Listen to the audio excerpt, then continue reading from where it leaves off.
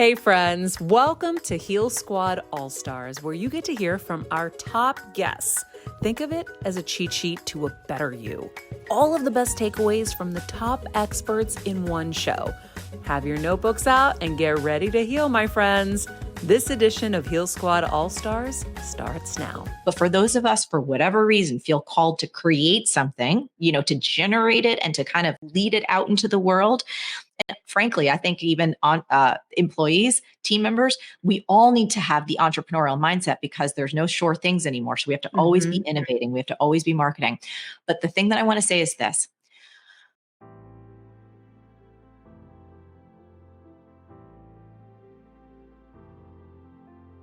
When you understand modern marketing, the way that I teach it and the way we can share it, the best of your humanity comes out, not the worst. So to be a really effective modern marketer, you have to have tremendous empathy, transparency. You have to listen. You have I have to all that. Yes, generosity. I got that too. Yes. Okay. Going down the checklist. Okay. Yeah. So, and let me ask you this, Maria, because we're friends and I know the freaking answer to this, but I need to lead you there. Do you like sharing with people? Like if you've seen the best movie ever, do you like calling people and be like, oh my, you have to drop everything? Yes. That's my everything is sharing. So do you, if you hit up an amazing restaurant, would you not call me and be like, Marie, you have to eat this and you need to go there now? 2 seconds. I feel like I spend all my time just sharing everything.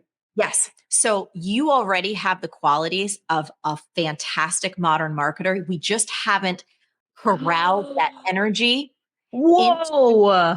Yes. Strategies and vehicles that can help you create the kind of conversion and momentum that can forward your business goals. Okay. Let me say something here. What you just said hit me so hard because at the beginning of this, I'm like, I don't like sales. I'm not really good at this stuff, whatever. Yeah. But I actually am amazing at sales because when I'm talking about my favorite TV show, my favorite food, my favorite new health thing or whatever, I'll sell 1 billion of them. Like people will go and buy whatever it is and do whatever it is because they know I'm honest. So transparency.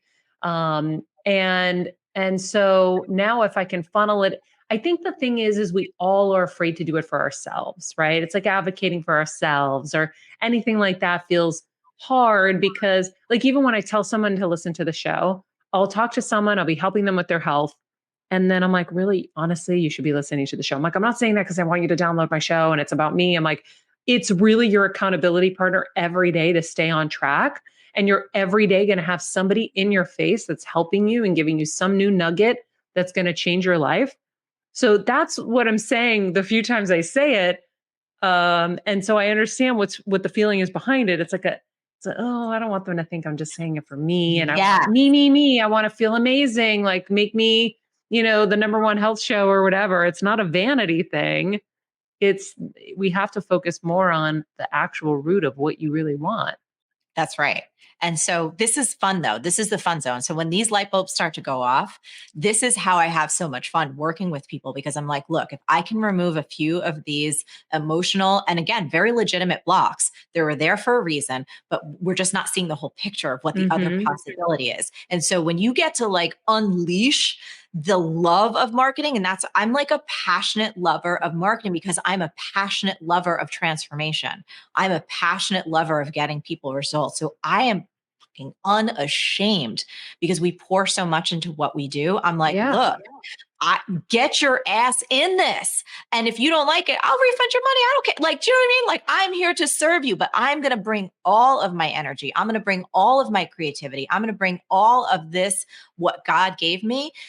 If you tell me that you have an issue or a challenge, and I am certain in my heart of hearts that I have something that can get you on that path to where you want to go, again, I am stealing from you if I don't open my mouth or if I don't do everything I can to give you the opportunity to step into that reality for yourself. Wow.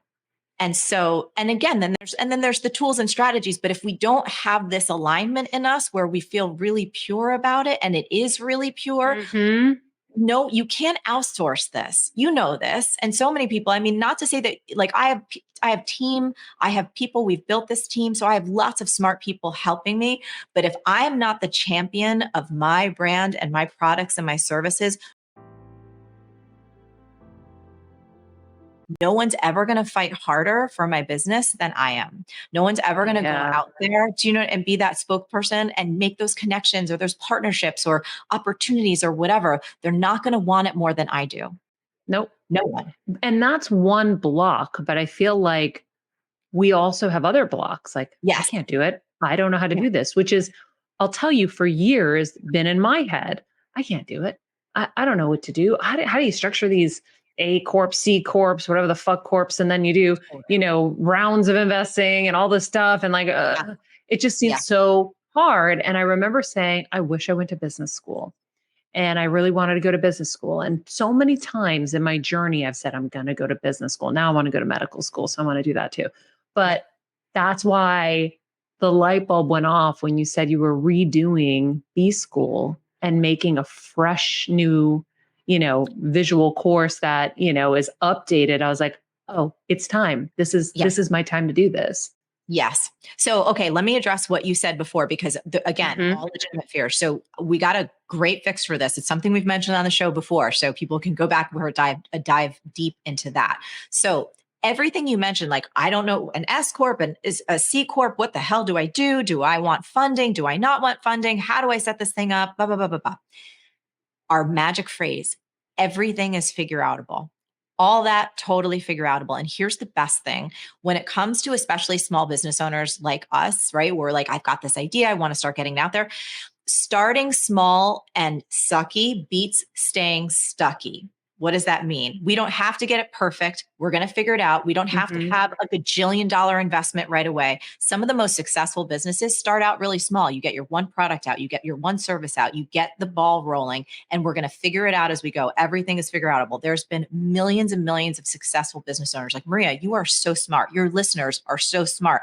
I'm not the smartest tool in the shed, but God damn it, I am committed. Really? I'm like, I'll try harder than anybody. But also you just need some guidance. Like one of the other things, and this is why I get so passionate about this. So starting when I started early 2000s, it was a different world. Social didn't exist. We didn't have TikTok. There wasn't Instagram. There wasn't any of that. YouTube didn't exist. Facebook didn't exist, right? So I started my business back in the day when people were like, online business, like what the hell is that? And I'm here typing emails, creating content weekly, starting this whole party train. One of the challenges now that I love helping people solve for is to reduce the overwhelm, because people are like, there's a gajillion ways, right? There's a should I go get funding? Do I need a Series A? Do I want to self-fund? We can simplify all of this for people. And I know we're going to talk about it in a few minutes, but we've got something free coming up where I teach people a little bit of a roadmap. I call them the 6 profit boosters, where we help people map out the 6 core things that if you pay attention to these 6 core areas, not 757, not 43,000 different things, 6 core things in one specific order. I've seen over 80,000 case studies.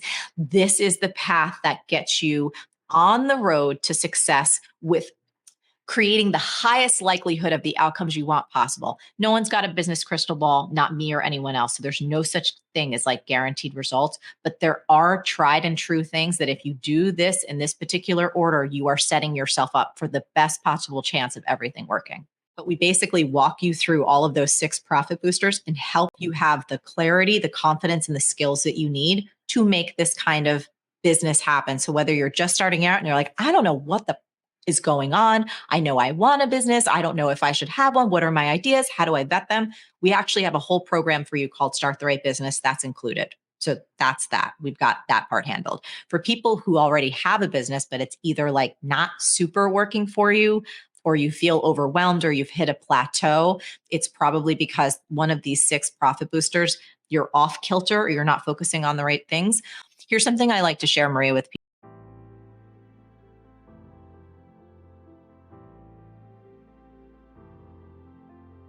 Most entrepreneurs struggle and ultimately fail, not because they're not working hard enough, but because they're working way too hard on all the wrong things.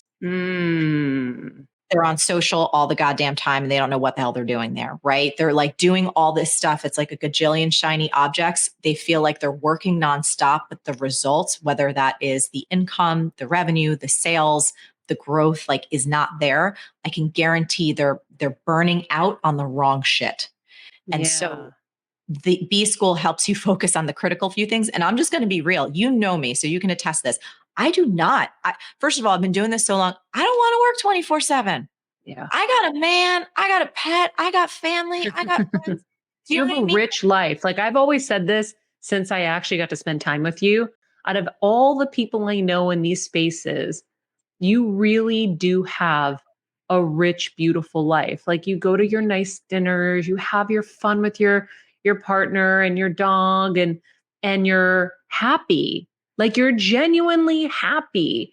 And I remember when we first spent that weekend in Napa, I was like, oh yeah, this is my person. She's my friend. Like she's someone to emulate and to follow and learn from.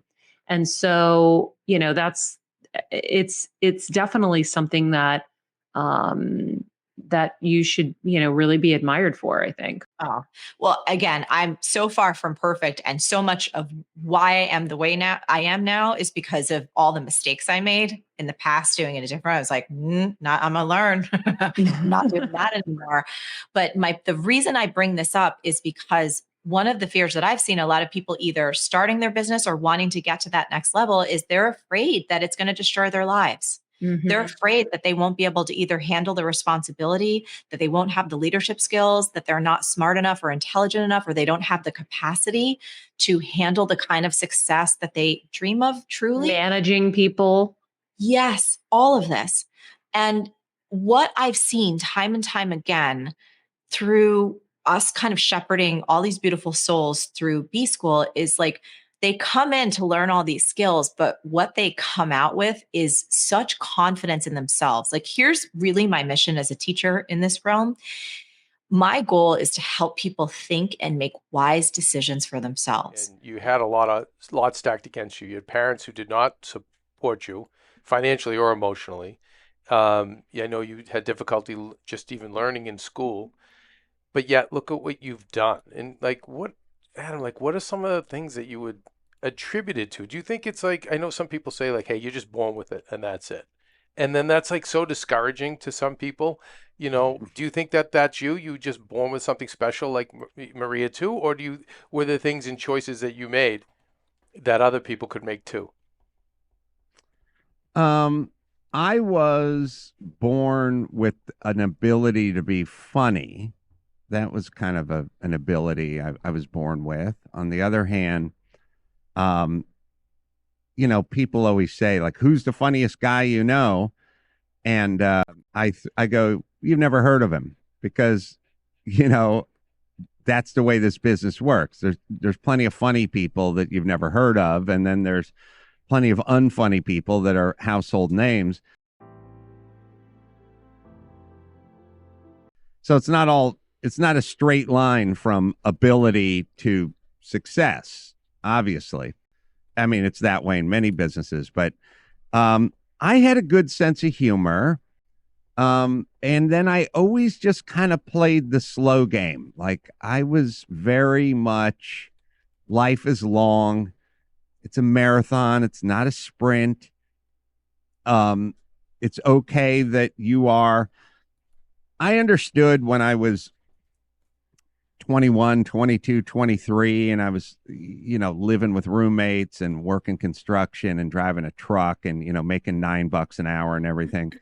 I was sort of like, this is where you should be given your circumstances, your family of origin and the neighborhood you grew up in and your education. And I was like, this seems about right. Right now, you're not better than anything. You'll take any job you get. You'll just work super hard and try to impress whoever's in charge and see if you can get another $1 an hour, next year. But you don't want to be doing this for an extended period of time, but you're going to be doing it for what feels like a long time, because when you're 22, and you think I'm going to be doing this until I'm 30 or 31, it does feel like a really long ass time. But if you can get somewhere and you can be in your early 30s and having some success, well, then that would be great. Like you'd still be young and you could do that for the next 40 years, you know? So I was very like, I was the guy who was like, do you want 10 M&Ms today or 20 M&Ms tomorrow or maybe never? I was like, I'll wait. I'll just wait on the 20. Like that, and I don't know if that's a temperament. I don't know if that's genetic. I don't know what it is. Most the people I grew up with would just snatch the 10 M&Ms and go running, laughing. Most people. And I was like, right, but get back to me in 10 years. Yeah. And my friends were like, who the fuck cares about 10 years? We're worried about 10 minutes, you know? Yeah. And I was like, yeah, but I kept saying, we're going to be 30 one day. We still want to all be living on top of each other in an apartment and driving a piece of crap pickup truck. So I had comedic ability, which I was aware of, but it didn't mean any good was going to come of it or I was going to make any money, but I owned it. I was like, you have a sense of humor. And then I was like, and I got time. No, there's no pressure. There's no family business to go into, you know, don't have kids, don't get married, don't get someone pregnant, you know, don't buy a brand new pickup truck because then you're going to have your payments and insurance and you're not going to be able to go out and take your groundling classes. So just play the slow game. And I blinked my eyes and I was 30, you know, and then I met Jimmy Kimmel and then everything started kind of taking off from there. And he wasn't Jimmy Kimmel at the time. Like, let's be clear. No. Do you know what I'm saying? Like, so No. like you met your sugar daddy, so to speak. No, he was Jimmy the sports guy at the time, and he didn't have a whole lot of clout. It's kind of funny because when I do think back on those early days with Jimmy, and Jimmy would go into the program director's office and go, hey, I got an idea for a bit. And then the program director would go, that's a bad idea. We're not going to do it. Shut the door. And it was weird having Jimmy before he was Jimmy Kimmel. He was Jimmy the sports guy. He was trying to hustle these bits and pitch these ideas. And like, I got an idea for a TV show. And everyone's like, that's a lame idea. We're not going to do it. Early on in radio, they said to me, hey, what if you went and did like a weekend show on KLSX or something? And I said, yeah, what if I did it with Jimmy? And they were like, no, he's a producer. He's not. By the way, here's how radio goes.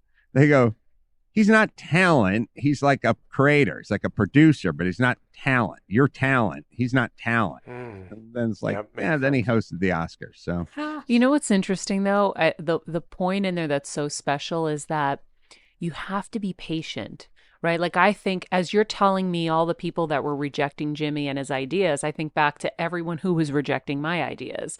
I would go to said show with all of these topics that I wanted to do stories on that I thought would help people because it was stuff that I was interested in or things that I needed. And when there's a need, you know that you're not the only one, right? And so it really is about hanging in and kind of back to where you went in your mind. It's just being patient and kind of just going with it and just continuing to be consistent, not trying to just rush and grab really fast. Yeah, well, I think there's a misnomer, which is, you know, people always go, yeah, you got to believe in yourself. Like there's a lot of got to believe in yourself discussions. And I was never of that camp. I never really believed in myself. I didn't really have any good examples of believing in myself or why I should believe in myself. Like, I was mostly just doing it out of desperation. I wasn't believing in myself. And also believing in yourself. It was sort of neither here nor there. Like I was going to pitch my ideas. I was going to show up early. I was going to try to get mic time. I was going to try to, grab any opportunity, or if anyone said, hey, you want to do an early morning Saturday home improvement show? I was like, I will, sure. I don't care what the money is. I'm there. Like, but I never thought, I believe in myself. I'm going to will this into existence. I was just sort of get up and go. Do it. And just keep chipping away. I don't think that any of us really know what we're capable of until it happens, truly, because again, I'm looking back and I'm thinking of myself. I never said to myself, oh, I believe in myself. I just had the balls to try. And then I'd get rewarded with success. And that builds your confidence and your belief in yourself as you go along. So now I know that I can go out and kill it on a live show and do, host New Year's Eve in Times Square. But that comes with, lots of kind of taking those steps and having courage. What I love about Adam, facing Maria, is, and again, you were hosting ET at 22. What I love about Adam's story is it's to me, it's more relatable because, he's on a construction site and, in harsh conditions, swinging a hammer for a very long selling time. sausages. You were at 19 and 20, but I'm saying See him trying to negate my No, I'm not doing that. I'm janitor. I worked hard. But you got your wins early, Maria, Yes. and that helped you. And what I think is relatable about Adam's story, and for a lot of us out there who aren't you, it's that he kept getting the doors closed in his face, and he didn't. You also, Adam, how did you take the rejection? All the rejections you must have dealt with before things started happening in your 30s. I was super philosophical, and I didn't get rejected that much. And the reason I didn't get rejected that much is because I didn't go out for things. Like, I was like, I had a roommate. He was also trying to, like, a struggling actor. And like, I remember one morning I got up and he was just sitting in our rented house at our dining room table, and he had all his headshots and he had his resume, and he had this like list of agents from Samuel French, the actor's bookstore. And he had all these manila envelopes and he was just filling them out. And I was like, what are you doing? And he's like, I'm trying to get an agent. And I was like, how's that work? He's like, I got this list of agents, and then I put my headshot in and my resume in. And I was like, yeah, I don't see why anyone would open an envelope with my picture in it and my resume in it and think I must represent this person. They're just going to throw it away. And I was like, nah. And there would be like, oh, you want to go on this audition or that audition? And I was like, no, because I'm not good. Like, I don't know what I'm doing. I'm not a good actor. I'm not a good cold reader. I don't have a lot of confidence. I have raw ability that's completely unharnessed and undeveloped.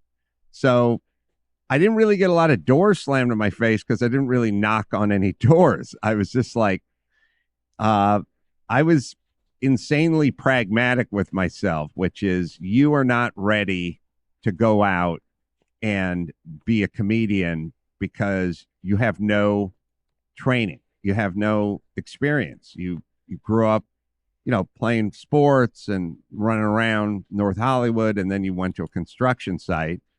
Why would you be able to go out and be a competent comedian or author or anything? I was just like, you're not ready for any of that stuff. So I didn't really go out and try. I was just like, my job is to try to get myself ready. So at some point when I am ready, or when the door does open, or when it is time to knock on the door, I'm going to be totally prepared to seize it. And what happened with Jimmy is I had spent, 8 years probably doing improvisational, Groundlings, Acme Theater, blah, blah, blah, blah, blah.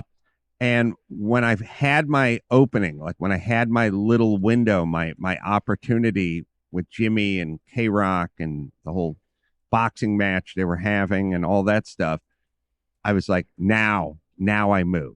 Like, I've been training for almost a decade. I've got nothing. I haven't made a penny. I've had no success. Here's your window. Now's the time to move. Yeah. right? If you want to be a doctor, there's a formula. If you want to be an entrepreneur, there really is kind of a formula. You just have to be okay with failing a lot, I feel like, as an entrepreneur. So yeah, any nuggets you can give so anybody who's listening can feel like they're learning along the way, learning the Kendra way. Yeah, I think, first of all, you've got to love what you're doing. If you're doing something just to make money, I'm going to tell you right now to stop doing it. And I know that sounds like, what? This is, we're in this world where, everyone thinks about, we want to be rich. We want to have a nice car. We want to have a nice house.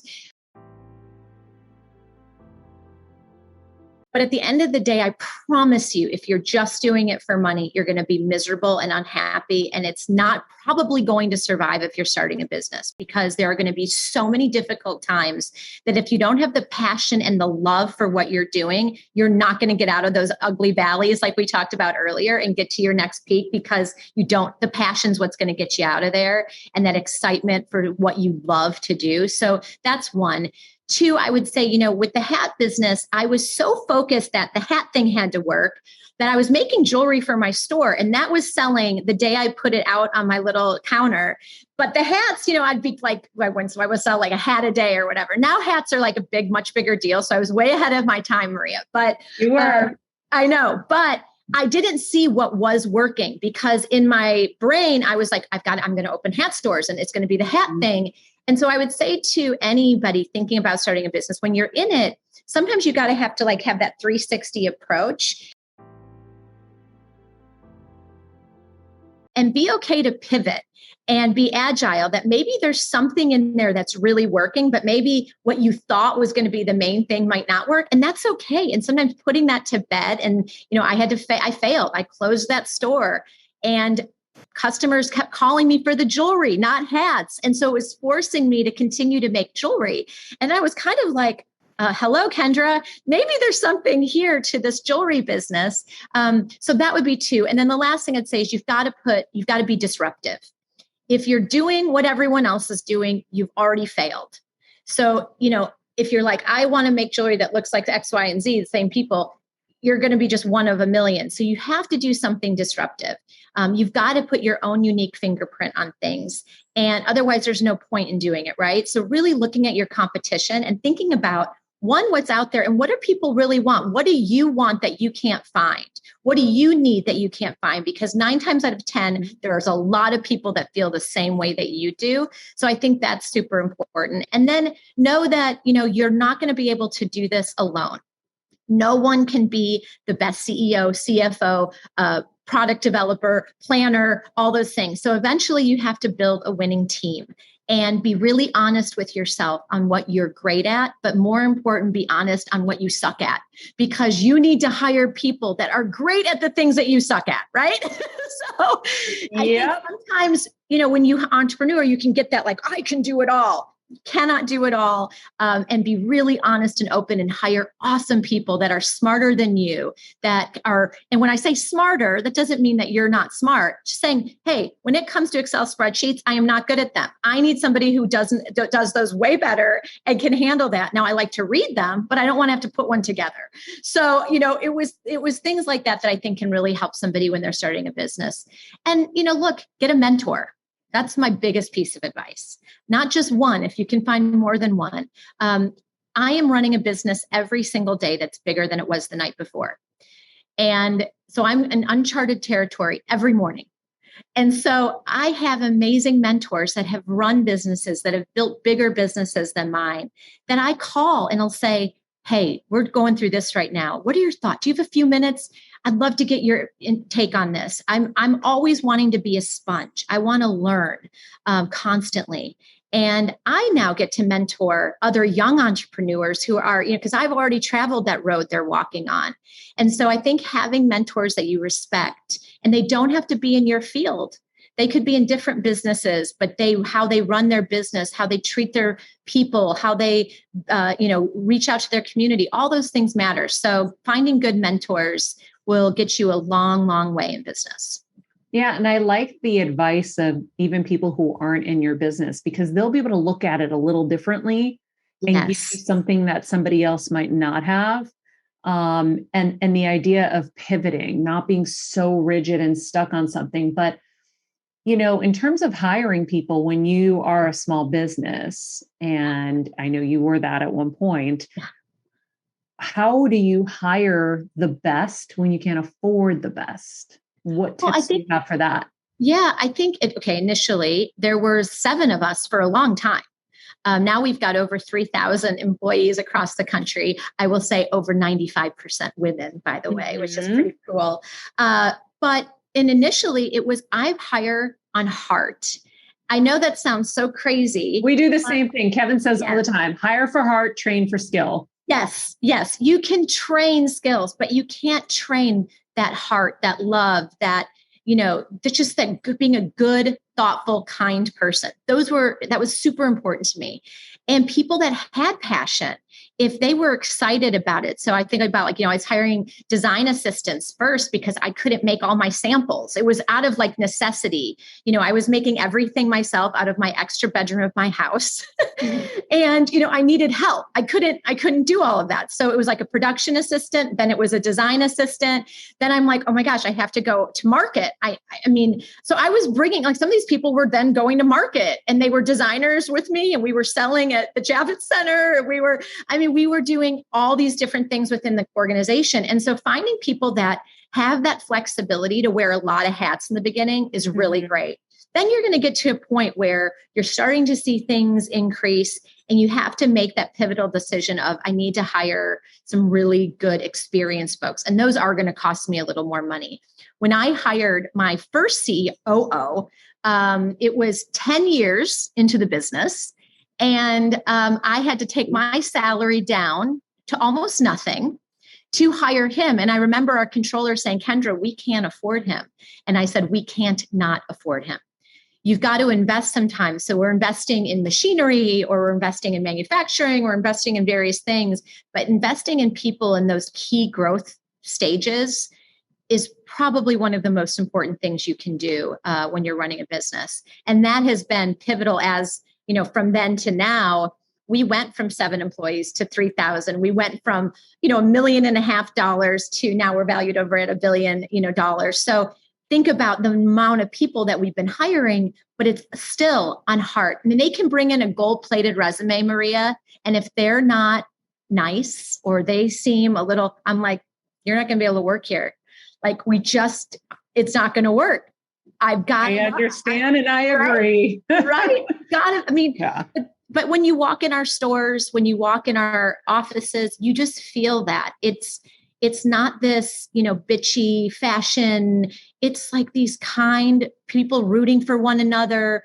We have mothers' nursing rooms. We've got, babies in the office, kids running around on scooters, with the children's play area. We've got yoga in the lawn. It's this environment that is just loving and supportive. And that's something that I think I'm probably most proud of what we've developed here for sure. That's so cool. I love that. Fun. We have a nail salon too. So if you come, you can get your nails done. And that's complimentary if you work here. Wait, that's genius. That is the hardest thing for women to keep up with is getting your nails done. And unfortunately, we live in a time where it's kind of a necessity. You can't. Well, and we sell jewelry, so we want our fingers to look nice. And I have never have time. So all these perks are coming from a mother of 3 who is always running around like a crazy person. I'm like, what would make me so happy is if we had a smoothie bar and a nail salon. So I could have something that I'm not starving at 3:00 when I'm ready to fall apart. I need a healthy smoothie.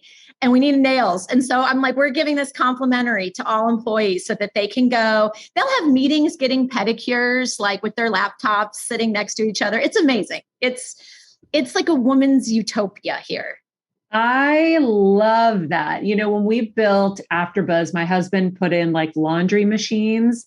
So our hosts, because he knew everyone's burning the candle at both ends. Yeah. It's so hard to get their laundry done. So we would have our laundry machines there for them. And we made it an environment where it felt kind of like a bar. So people could feel like they had a night out and it was a cool thing. So everybody, certain people I know in certain companies try to give some kind of atmosphere for their employees so that they feel taken care of. I love the nail salon. I'm totally going to steal that someday. Kelsey, Pooja, we're all going to be getting our nails done. Yes. Once we go next level. So That sounds amazing. we're in. But I also think, the hiring is always, kind of like the hardest thing is how do you find the right people?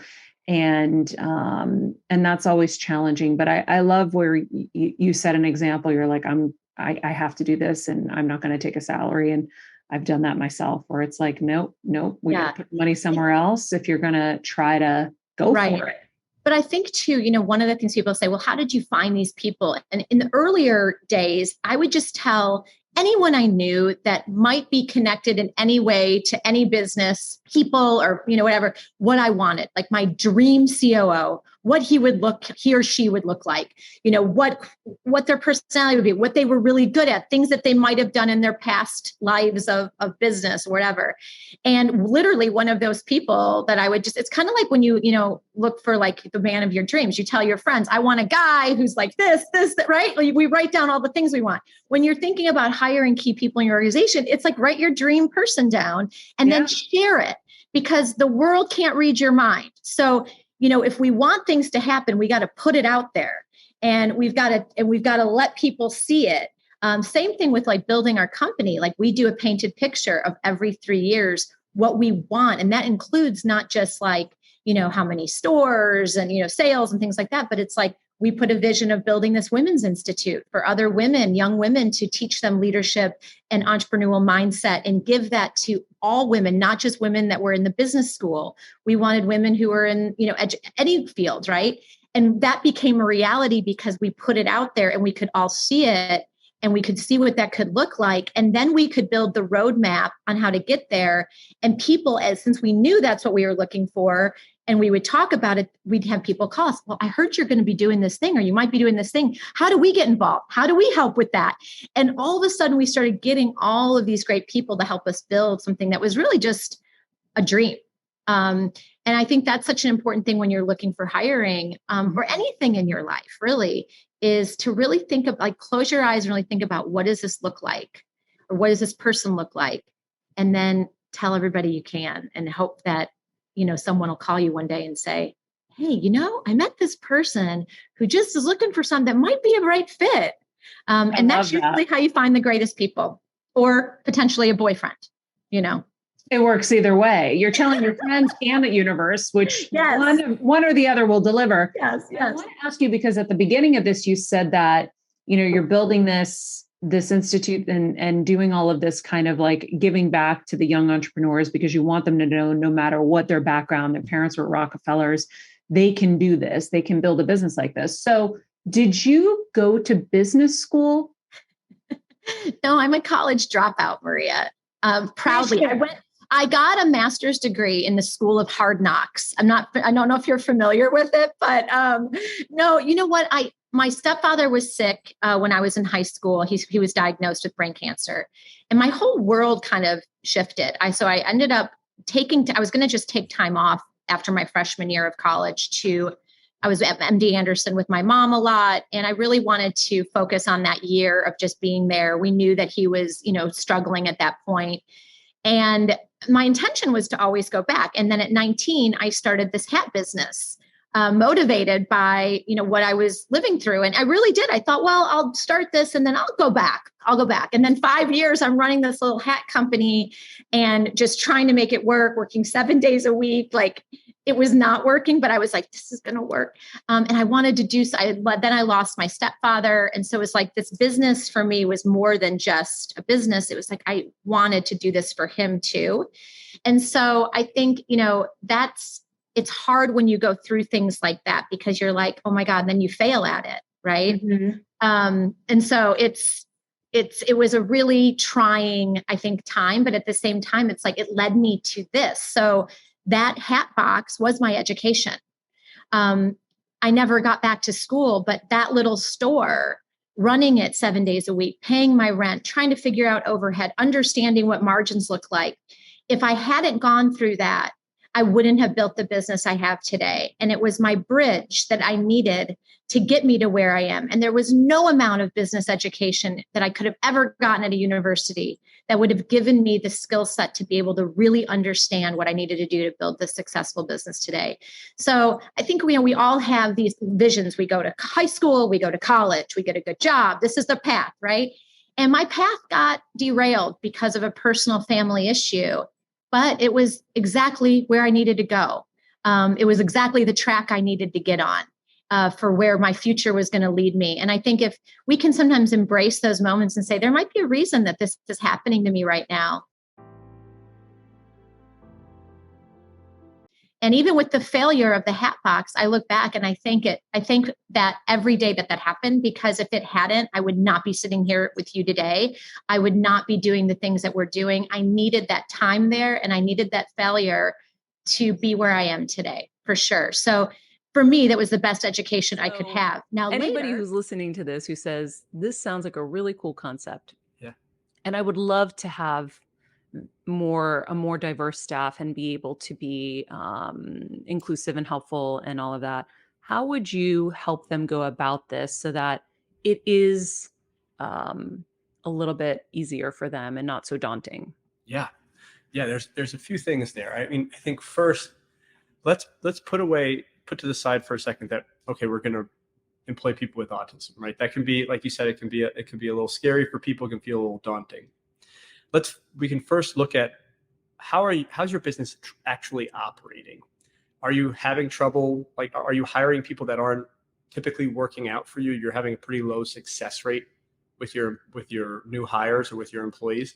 If that's the case, the first thing to do is to build a more objective hiring process, one that's focused on the actual results that you need in a role, that we're building, work sample tests, job auditions, structured interviews, where we're asking the same questions and we're actually grading them on an objective scoring rubric. And we're doing those things to objectively identify talent, because a lot of times when we're hiring, we're just kind of being our normal biased selves, that we're saying, okay, that person, they're attractive. They gave me, great eye contact when I met them. They gave me a good, strong handshake.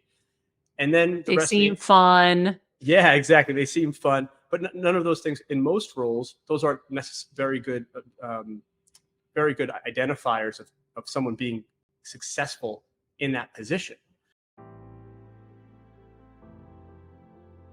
So by trying to find those more objective ways of identifying talent, then it's a lot easier to be inclusive. And a lot of times, someone who's neurodivergent or someone who may come from a background that you didn't expect might wow you, and you might be able to say, okay, this person I believe can actually do this because I'm objectively looking at the role.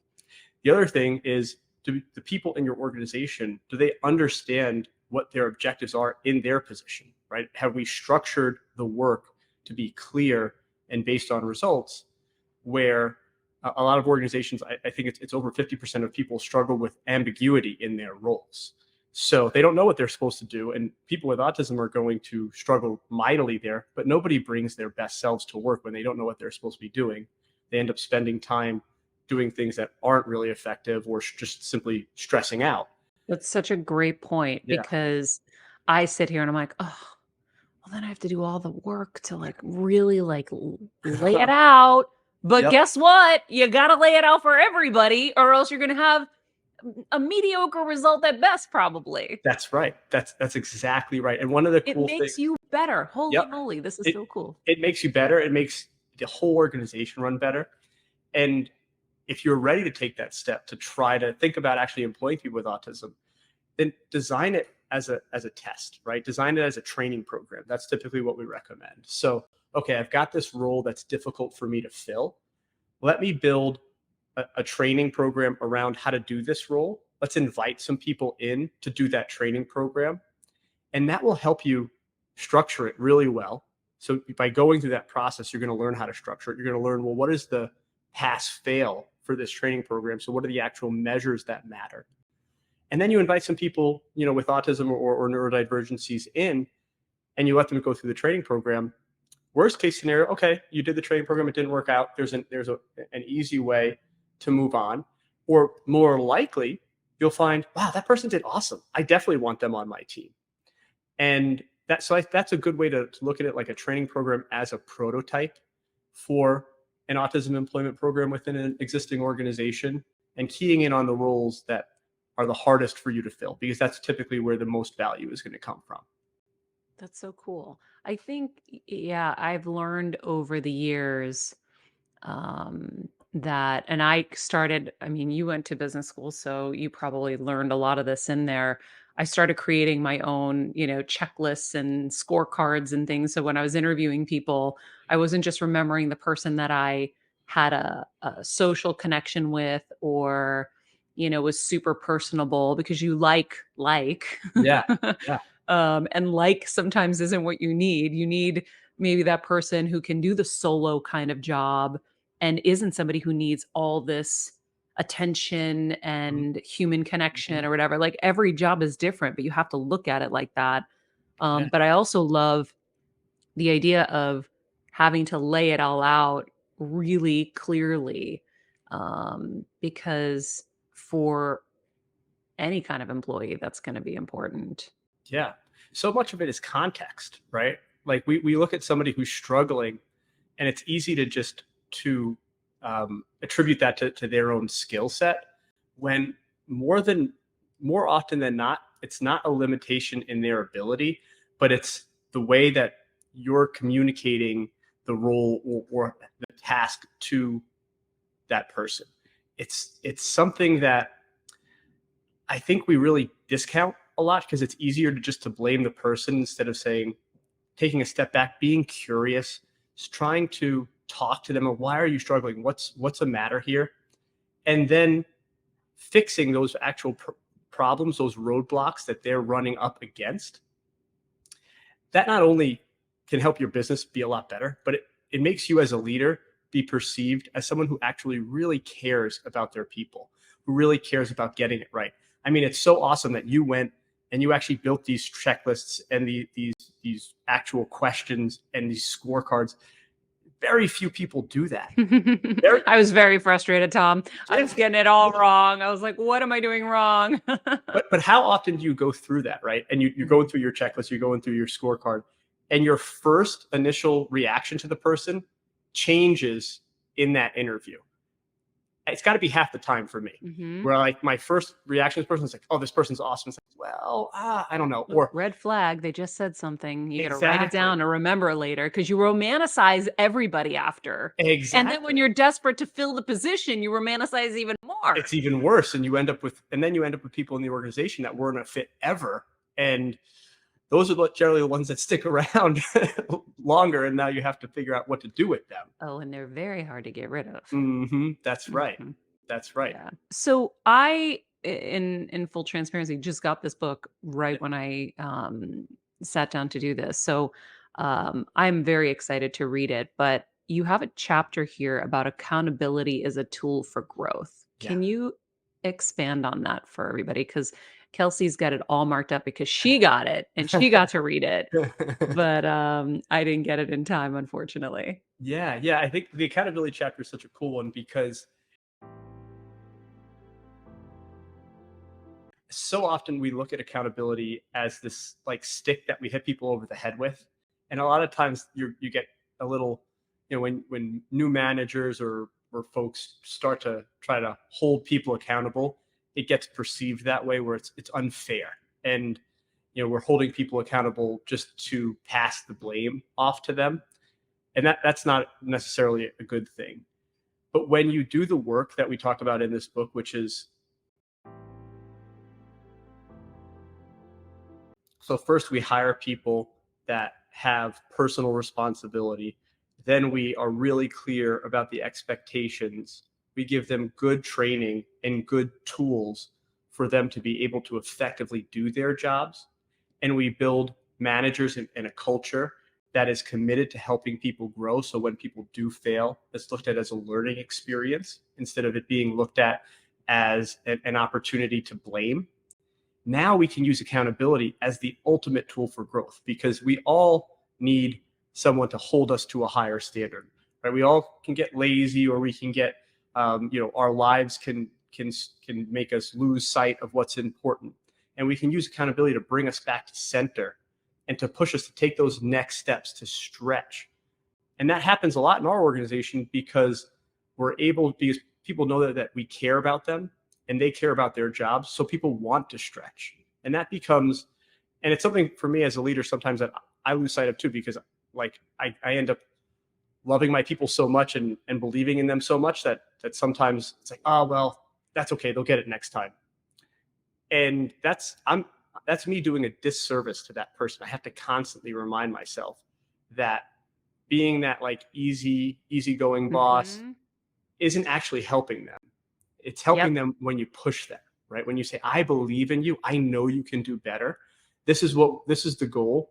Let's figure out how to meet that goal together. Yeah, I love that. We do that all the time here. I'm always like, I could say nothing, but that's not how you're going to get better. That's not how you're going to grow. And I am a poor leader if I don't stop you and tell you that this isn't the way to do this, or this isn't the best approach or something. First of all, you just rattled off so many things that you guys do that just is so impressive to me.